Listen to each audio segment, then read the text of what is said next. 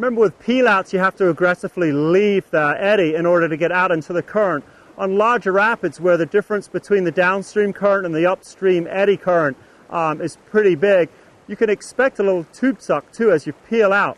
The side of the raft that's going out into the current is going to get sucked down, and that often will result in swimmers and or flips. So you need to anticipate that as you peel out.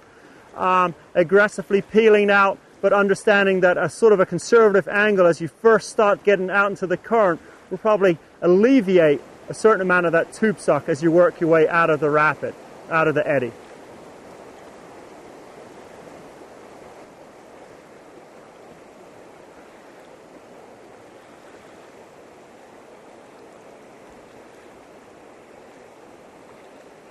So again, just to recap, entering an eddy, you use speed and angle, and exiting an eddy using a peel out, same thing. You paddle upstream, create a certain amount of speed and a certain amount of angle. You need to remember that it's often a rock that causes the eddy, and the upstream current is moving you towards that rock. Sometimes that will affect your angle. As you're trying to figure out what angle to create, you're getting closer and closer to the rock. If you leave the eddy too close to the rock, you actually don't have a very good angle because you're already pushed up against the rock. So coming back in the eddy and driving out aggressively is the most effective way to leave the eddy using the peel out maneuver.